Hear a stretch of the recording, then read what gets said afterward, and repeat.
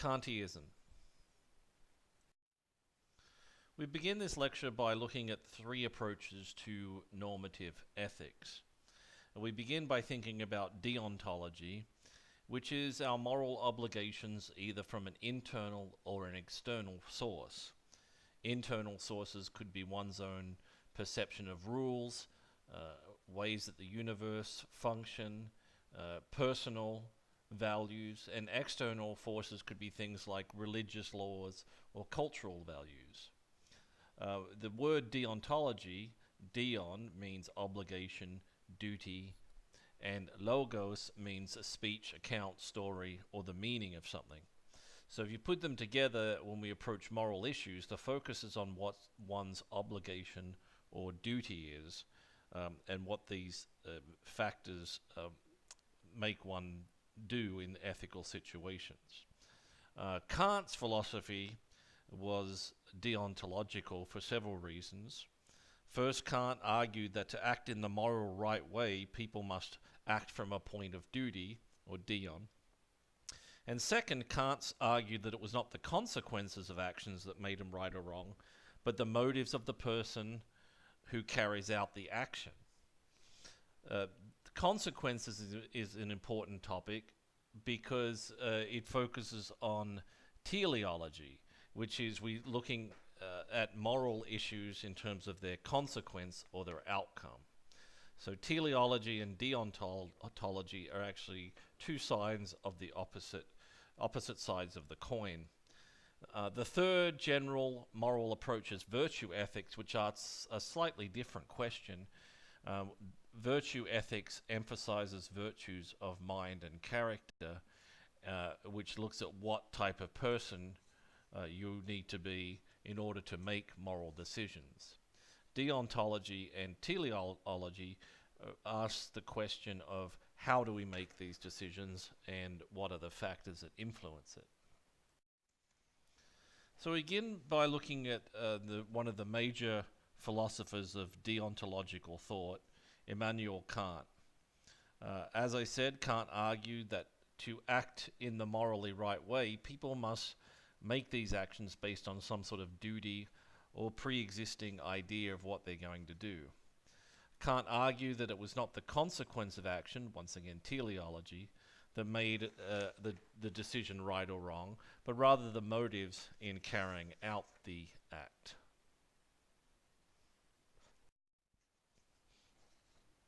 According to Kant, the highest good, or the highest thing that someone must do, they must do for the sake of good and without any sort of qualification. And this must follow the rule that doing this thing can't make a situation ethically worse. For example, if we didn't have a qualification on the good of pleasure, we could say that it is pleasurable to actually watch someone else suffer or to force someone else to suffer. Therefore, there must be a qualification of this issue. This same applies to other goods such as intelligence, perseverance, that can be used in a similar way of thinking. To Kant, there is only one thing that is truly good, which is goodwill. Kant wrote, "Nothing in the world, indeed nothing even beyond the world, can possibly be conceived which could not be called good without qualification, except a good will." So it is a good will or a good intention or good desires that is the highest good to Immanuel Kant. As I stated, Kant rejects the focus on consequences, teleology, because good consequences could actually result even if the person intends to harm someone or have bad intentions. Bad intentions could actually cause good consequences, and bad consequences could happen from well-meaning. Therefore, to Kant, the focus had to be acting out of respect for the moral law, the duty to respect rules, laws, and a way to follow moral decisions. Kant once wrote that respect is the concept of a worth which thwarts my self-love. In other words, a worth, a duty, an obligation that may restrict one's own desire, however you will act in a duty to that ideal One important aspect of Kant's work, and we'll revisit this a few times, is what's called the categorical imperative.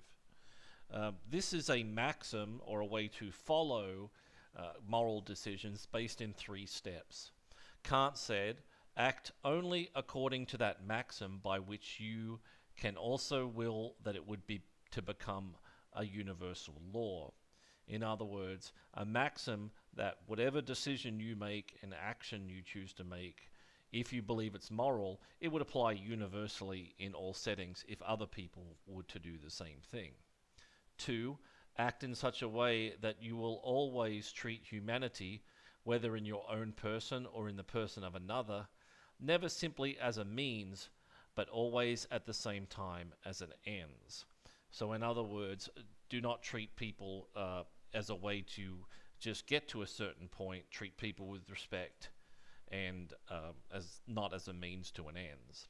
And 3, every rational being must so act as if they were through the maxim always a legislating member in a universal kingdom of ends. And we'll talk about kingdom of ends as this lecture progresses. So these are some basic ideas. Let's first consider Immanuel Kant and in what context he grew up and developed.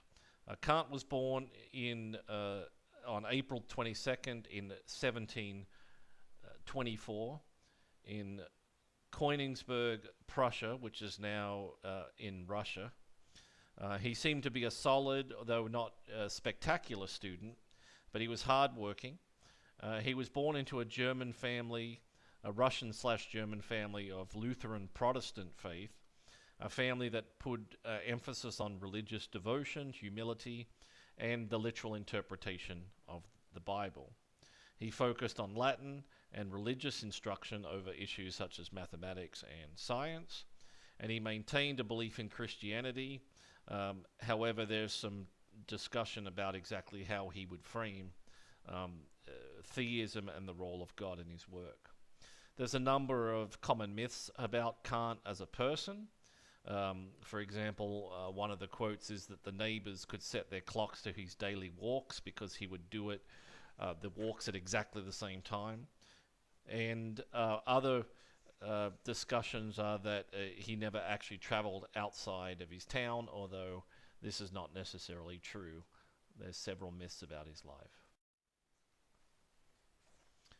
So Kant enrolled at the University of Königsberg, and he actually spent his academic career at the school. He studied ethics and metaphysics. He did some other work in areas such as astronomy. And he's often called a late developer because his most well-known and appreciated works happened later in life, although with recent studies of his earlier work, it seemed that his earlier work is getting more and more attention.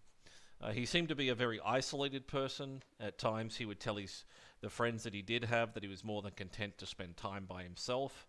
And he died in 1804, and his last words that are attributed to him is, "It is good." So he wrote several books. Immanuel Kant wrote several books dealing with morals.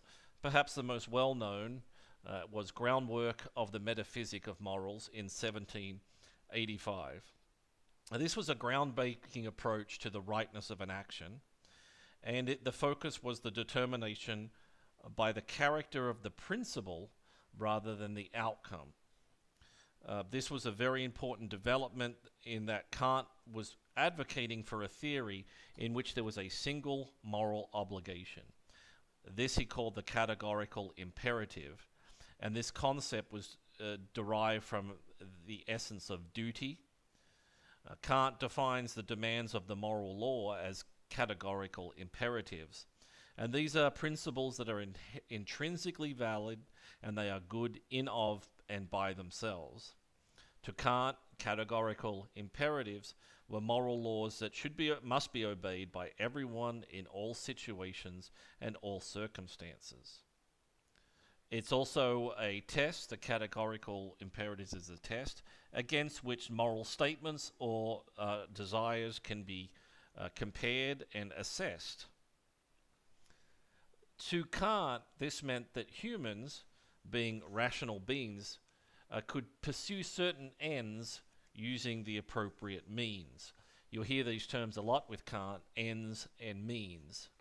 Ends suggesting the consequence or the goals or the desires, and means suggesting the way in which you get to those ends. In groundwork of the metaphysics of morals, Kant also set out a number of very important moral maxims. One of his quotes is that there must be such a philosophy is evident from the common idea of duty and of moral laws. The moral law must carry with it absolute necessity. In other words, the moral law in which one would follow required what he called a priori reflection, meaning a rational person should reflect upon moral dilemmas ahead of time, and they should not be influenced by variances such as moods, emotions, what they want to do, and they should not be motivated by their circumstances. Instead, these moral laws should rise above such factors and should guide the person's decision. Kant believed that this reflection could help someone develop a supreme norm or a supreme approach to following moral actions. Another important concept is the notion of the good will. To Kant, goods were qualified, such as the idea that wealth is good if it's used to promote human well-being and welfare. But wealth, as we know, can be used for a number of negative outcomes. One of Kant's most famous quotes is, "A good will is not good because of what it affects or accomplishes, because of its fitness to attain some proposed end, but only because its volition, that is, it is good itself." In other words, the goodwill of wealth could be good if applied in a rational and ethical manner. However, wealth itself is not a good solely by itself.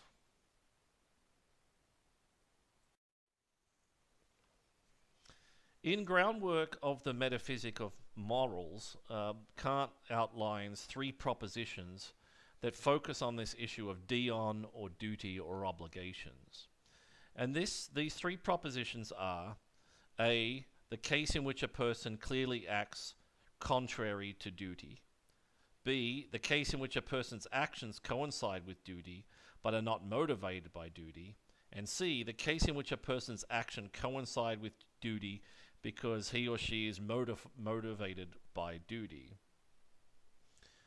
Following these three propositions, Kant outlines a great deal of information in the book, and he provides illustrations such as options B and C could occur with a shopkeeper who chooses not to overcharge an inexperienced customer in order to preserve the business's and the shopkeeper's reputation. It is not motivated by duty, therefore the shopkeeper has no moral worth. To Kant, any situation such as these hypotheticals with a shopkeeper that are in the book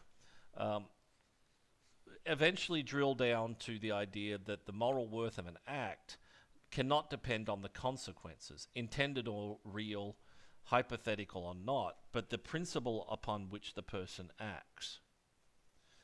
The ultimate principle is, of course, C, the case in which a person's action coincide with duty because that person is motivated by the maxim of duty.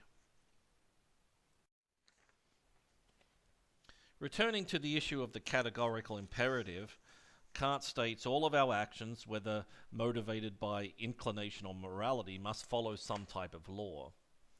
And that the third proposition, as mentioned before, duty, and the desire to follow duty, must follow a necessity and a universally binding approach.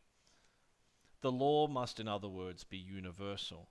It must be something that you can apply in all situations and all circumstances, regardless of the consequence, regardless of the outcome, and it should be a universal law. The quote that Kant is attributed to is, "I ought never to act except in such a way that I could also will that my maxim should become a universal law." That is simply the moral test. If you are faced with a moral dilemma and you do something, is that thing what other people should do when placed in the same situation? Kant also pointed out hypothetical imperatives, and this follows the rule when a person adopts a contingent end, what he called, or a desire or an inclination. In other words, hypothetical ends focus on a person's desire towards a certain outcome. Kant dismissed these hypothetical ends and instead once again referred to categorical imperatives as the principal, universal, and necessary law. This once again drives at the issue of teleology and deontology. So we look at Kant's work, and Kant, of course, did a number of other important developments in philosophy, not just in ethics, but in other areas of philosophy. And one can think, well, where did Kant's work really influence people in today's world? Well, one of the first concepts that comes to mind is the kingdom of ends. This is a thought experiment that Kant proposed, and it proposes a world in which all human beings are treated as ends, meaning treated as if they and their well-being are the goal, not as some mere means to an end for other people. So if we think of this hypothetical society, people will treat other people with dignity and respect, and that is actually the final outcome, not some outcome of making money, winning appraisal, winning attention, but instead just treating people with respect and dignity. Kant's influence is so broad and deep it's hard to fully trace. Most modern day philosophers, even if they're not Kantians, have reflected upon his work and have commented upon the work of Kant. A great deal of the modern day concept that compares the price of things or the materialistic cost of things compared to the dignity of people comes from Kant, and a great number of modern constitutions in different countries, as well as universal declarations of human rights with major human rights organizations, come directly from these thoughts used by Kant. Kant's work has strong effects for movements in equality. They also have a number of impacts on issues of human dignity, universal human rights, freedoms, individualism, reasoning, and world peace.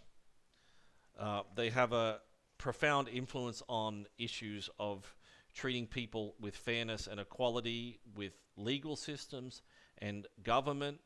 And Kant was among one of the first people to actually suggest the idea of a League of Nations, which inspired politicians to start developing these international organizations. Of course, a number of philosophers have continued the work of Kant in a number of different settings. In the 1960s, the Frankfurt School, which was fully called the Frankfurt Institute for Social Reform, developed a lot of Kant's thoughts and have a direct linkage to the critical philosophy of Kant. This school of thought includes such famous philosophers as Herbert Marcuse, Theodor Adorno, Erich Fromm, Habermas, Pollock, and Schmidt. This was a very big school of thought stemming from Frankfurt and continued for another number of years. Using the critical thoughts of Kant, the Frankfurt School was critical of both capitalism and Soviet socialism and used Kantian perspectives to follow alternative paths to developing societies in a moral and just manner. Another example is Robert Nozick, who in 1974 wrote Anarchy, State, and Utopia. Nozick used a number of Kantian ideas with his own political philosophy, which is typically a libertarian approach. This includes the revisiting of the kingdom of ends, that people should be treated as ends, not a mean to an ends. Nozick used a more modern term, separateness of people. And using a Kantian approach, Nozick said that the state should have minimal involvement, a typical libertarian approach, limited to the narrow functions of protection against force, theft, fraud, enforcement of contracts, and so on.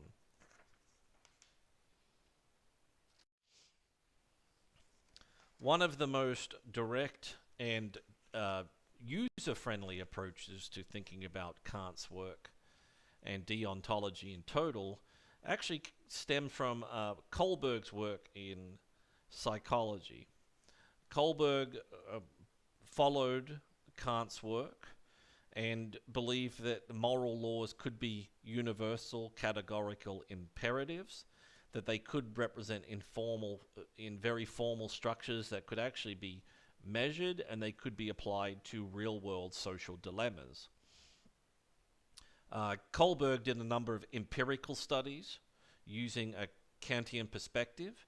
He argued that morality could in fact be tested, and in his first sample in the 1950s, he examined 72 boys from middle and lower class families in Chicago using hypothetical ethical issues. The boys were aged 10 through 16, and later on he used younger children, delinquents, and included boys and girls from other American cities and other countries. Of course, there was some criticism that this early work was restricted to boys, and there may actually be a gender differential in moral development. Kohlberg's work did not rely on a person, in this case the children, answering yes or no, but rather the moral reasoning that they provided for their decision. Here's one of the most famous moral dilemmas posed by Kohlberg to the children. It states, in Europe, a woman was near death from a special kind of cancer. There was one drug that the doctors thought might save her. It was a form of radium that a druggist in the same town had recently discovered. The drug was expensive to make, but the druggist was charging 10 times what the drug cost him to make. He paid $200 for the radium and charged $2,000 for a small dose of the drug. The sick woman's husband, Heinz, went to everyone he knew to borrow the money, but he could only get together about $1,000, which is half of what it would cost. He told the druggist that his wife was dying and asked him to sell it cheaper or let him pay later. But the druggist said, no, I discovered the drug and I'm going to make money from it. So Heinz got desperate and broke into the man's store to steal the drugs for his wife. Should the husband have done this? And this was the question that Kohlberg posed to these children, 72 boys in the first case. 1963 was when this research was happening, and then asked the children what do they think in terms of should the husband have done that, and then asked them for their reasons why they believe that. Kohlberg then identified what he called 6 stages of moral development. We now call this moral development theory. The first 2 stages is what's called pre-conventional morality. And in these 2 stages, the children tend to focus exclusively on punishment. Stage 1, the lowest level, is called obedience and punishment orientation. At this stage, the children said that Heinz, the husband, should not have stolen the drugs. It was still possible for a child to support the action, but the morality seemed very external to them. It seemed to be based solely on could Heinz, the husband, have been punished. They would use terms such as it's against the law, it's bad to steal, as if this is the only explanation. At stage 2, which is still part of level 1, the next step is individualism and exchange. And at this stage, the children recognize that there may not just be one right view, and that view is not a strict punishment orientation from the authorities. and that different individuals may have different viewpoints on this moral dilemma. Some would say things like Heinz might think it's right to take the drug, but the druggist would not. They start to consider relative interests, and they start to consider the individual interest of each person within the story. For example, one boy said that Heinz might steal the drugs if he wanted his wife to live, but maybe he wanted to marry someone younger and better looking. Another boy said Heinz might steal it because maybe they had children and he might need someone at home to look after them. But maybe they couldn't steal it because they might be put in prison. So a great deal of level 1 seemed to focus on the issue of punishment, the threat of punishment, and that punishment in and of itself proved that disobedience was wrong.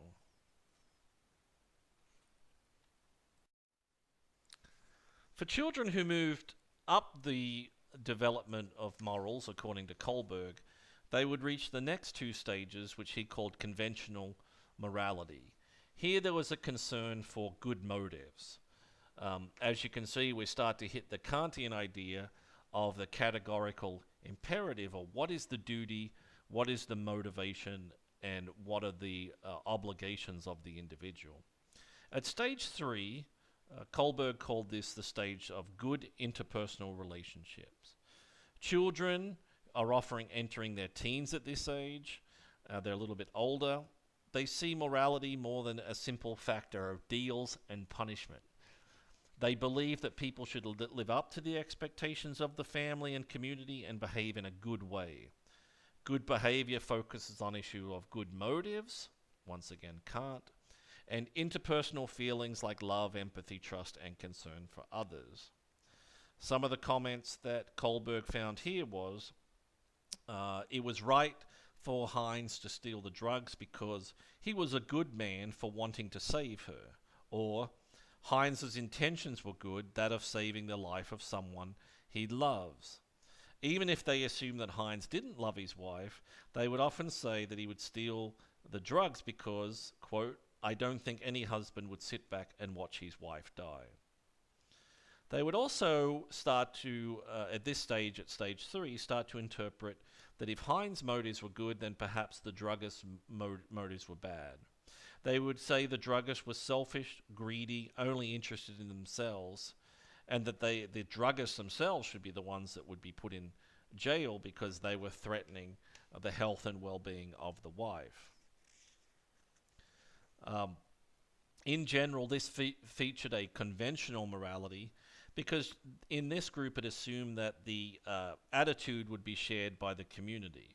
In other words, this isn't just about me. Anyone in the community would see that Heinz had some justification for doing this crime. Also part of conventional morality is stage 4, maintaining the social order. Stage 3 works best in a two-person relationship with family members or close friends, one where there's a real effort to get to know the other person's feelings. However, at stage 4, the children became more interested with and concerned with society as a whole.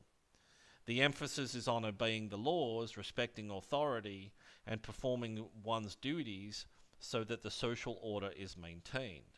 There is an understanding at stage 4 that if we all start breaking the laws like Heinz, that society couldn't function. So while Heinz's motives were good, the theft itself may have been a negative act.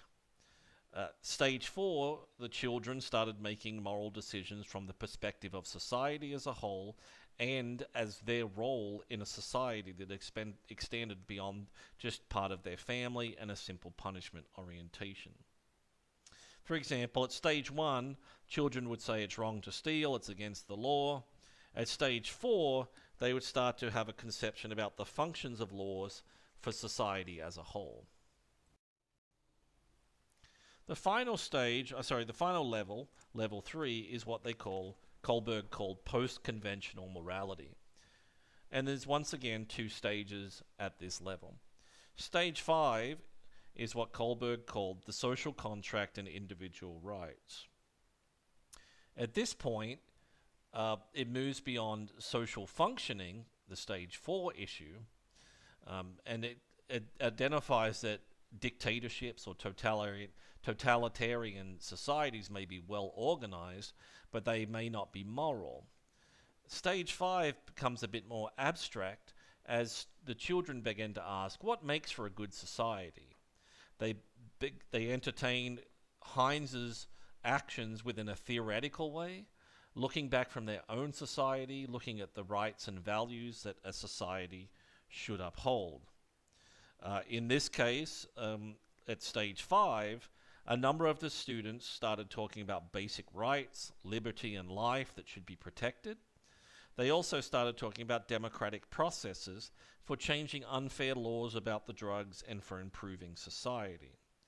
Stage 5, the students and the children made it clear that they do not favor breaking laws, that laws are social contracts. They recognize the role of the social contract, and we agree to uphold them, and we can change them by democratic process.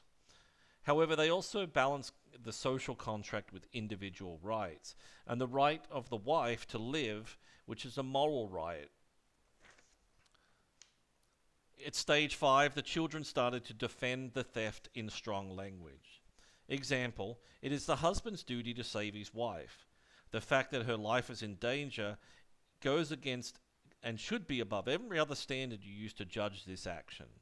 Life is simply more important than property. One other student said, from a moral standpoint, Heinz should save the life of even a stranger. The value of a life is simply that, a value of a life, and the judge would accept this even if they had to punish Heinz.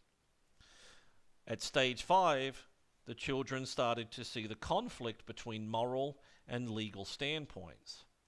The judge may weigh the moral standpoint more heavily, but still have to carry out the legal law in punishing Heinz, even if the punishment was reduced. At stage 5, there was a lot of talk about morality and rights, and not judging people, but looking at their intent. Stage 6 is the stage that Kohlberg identified as the highest stage. Still part of this level 3 post-conventional morality, however, a very high principled stage occurring at stage 6. To Kohlberg, stage 6, while stage 5 talked about a conception of the good society, individual rights, and settling disputes, stage 6 talked about principles by which we would achieve this justice. In this area, we start to see directly the work of philosophers like Kant, and perhaps mention of moral leaders like Gandhi and Martin Luther King. According to responses in stage 6 by the children and youth, the principles of justice require us to treat the claims of all parties in an impartial manner, looking at issues of basic dignity and looking at each person as an individual. This strikes directly at principles of justice as universal laws. This strikes directly at the issue of Kant's categorical imperative. Thus, for example, we would not vote for a law that aids some people but hurts others. The principles of justice would talk about decisions based on equal respect for all. Stage 6 includes very theoretical, abstract thinking, and the inclusion of universal principles. And it also may incorporate the issue of civil disobedience because of the commitment to the social contract and the issues of changing laws through democratic agreement that could not be reached. Therefore, this may be seen as an act by Heinz of civil disobedience that could satisfy some sort of universal principle. So using Kohlberg's moral development principle, we see that there is a reference to the role of great moral leaders, as mentioned Gandhi and Martin Luther King.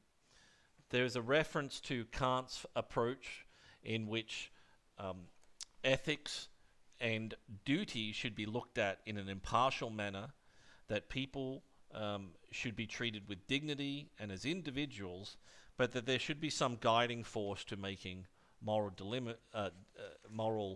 dilemmas, making assessment of moral dilemmas using universal laws that would apply to all. We would vote for a law that would guide us towards equal respect of all and the principles of universal justice. So to recap, particularly thinking about Kant's work, we can see that stage one is a low level and not really a Kantian viewpoint. In fact, it's a consequential viewpoint that children tend to focus on punishment, obeying authority, what's right and wrong, just because they've been told what the outcomes or the consequences are. Stage two, these single authorities don't seem to make as much of an impact. Things are relative, but there's still a focus on the issue of punishment. As we move to stage 3 and 4, these children and youth started to think as members of the conventional society with values, norms, and expectations. They moved beyond the family and punishment models to start thinking about their role in society. At stage 3, they emphasize being a good person. So that means at stage 3, we start to think about Kant's idea of helpful and good motives for that sake. At stage 4, we think about obeying laws in a society and our impact with others. And at stage 5 and 6, people are less concerned about the maintaining society and the role of themselves in society, and more concerned with theoretical and a priori principles and values that make for a good society and duties that they follow in order to achieve these outcomes.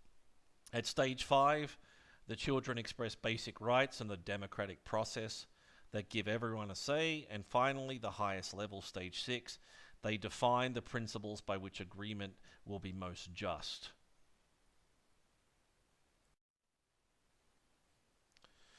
Of note, Kohlberg's moral development theory has to do with moral thinking, not just moral action, but the actual thoughts that go in and the duty, obligations going into this discussion.